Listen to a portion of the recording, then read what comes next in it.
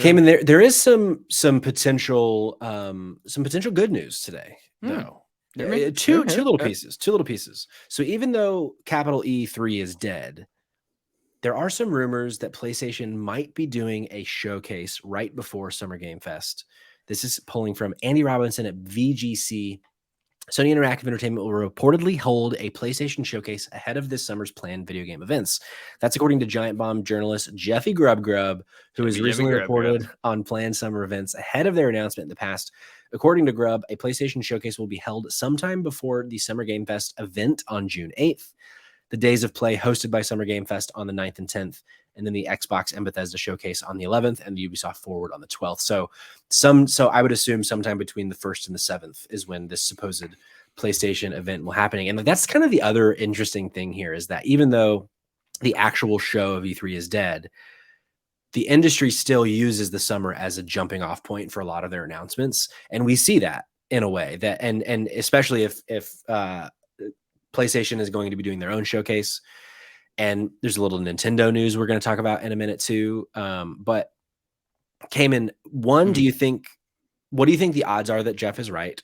And two, what would you expect to see at a PlayStation showcase this summer? Odds 99.9% Jeff is right. Yeah, I think so too. It lines up, and if I'm Sony, I mean, I don't. That's such a tough one to do, right? On like, when do you want to drop it? Do you drop it right before everything else drops, try to get ahead of the curve, set the bar wherever you want to set it?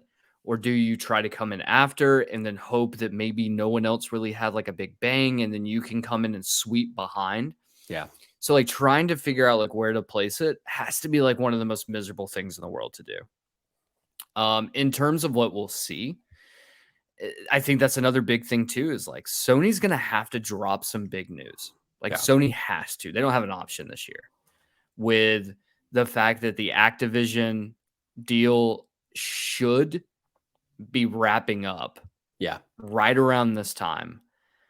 Like, they need to come out with something. So do you do a situation where you come out, you say absolutely nothing at all, and like you're just like, hey, here's some stuff coming out, and you just maybe you drop a couple hints at some things, you might show one big game, and then you just kind of hope that, like, you know, you kind of either you accept your fate that like this is gonna suck, because there's a potential reality in which like you've burned enough bridges, which I think is more important to point out the fact that like some of the last big news that's dropped from the acquisition is that Microsoft essentially has gotten a court to order Sony to either nut up or shut up.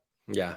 In regards to, apparently Microsoft has requested that Sony drop the next 5 years of all of their games need to be released to the court. Yeah. And all of it will be made public. And when you think about it like that, right? Like, this is not the movie industry where Marvel or Disney comes out and is like, here's the next 15 years of Avengers. In 2067, you're going to get the Avengers versus Joe Biden. Yeah. So, like, you know, like, this is not how this works. The gaming industry revolves around secrecy. Yeah. Like, they are so much. You have to keep all of your assets closed off and try to keep it as secret as possible. So either Sony shows off their hand for the next 5 years and shows off like, these are all the games we have, or they essentially back off and let Microsoft buy out the largest publishing house in video games right now. Sure. So if you're Sony and if you're going to nut up, this is when you come out and you drop every single game that'd be pretty cool. Have for the next 5 years. You go ahead and get ahead of it, and they're just like, you know what? Fuck you. And you set yours, or you just back off and are like, we have to just rely on hope, a thought and a prayer. That'd be a pretty cool, like, industry shaking type thing, where like if they did a press conference that was like a mixture of what they normally do, where they show us like kind of deep dives on the games that are coming soon. Like, I would expect that we're going to see a lot about Spider-Man 2 in the summer. I expect we're going to see Death Stranding 2 in the summer. But what if they use the second half of it to like go the Kevin Feige route, put on a big screen, just like show a timeline and be like, we're hoping that in 2027, we're going to get Resident Evil 9 and fucking God of War 3. again, and fucking The Last of Us 4, and like all these things. I don't know. That'd be pretty wild if that I were to mean, happen. it would be tough trying to like posit everything else afterwards when you're like, you already know what we're doing for 5 years. I guess you Yeah. could do that and you could go every single thing and be like, you know it's coming, but here's an update and here's gameplay. Here's why you should be excited. Yeah. So I think them going, Interesting. yeah. So I think them going ahead like this, like if I'm Sony right now with this looming acquisition, which could potentially end up with you losing Call of Duty, with you losing all of these huge titles, Overwatch, Diablo, all of these big things you might never have access to again. Like you need to come out and just start shooting. That'd be a And power fucking move. yeah, and so like I don't know unless Sony feels confident that the Activision deal is going to get squashed, and I don't think that they do right now.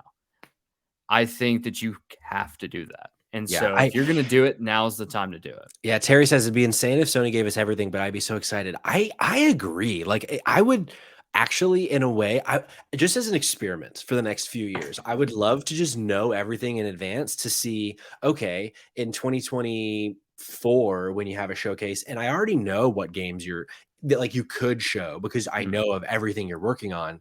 Is there still that level of excitement? Is there still that draw to see, okay, well, what do these games actually look like? I know what they are, but I've not seen them. Yeah. I think there would still be just as much excitement. It may be like a tiny bit less, but not enough that it's not potentially worth trying. Yeah. Yeah, you've compelled me on this, Cayman. I'm If compelled. it happens, man, it'd be crazy as fuck. Yeah.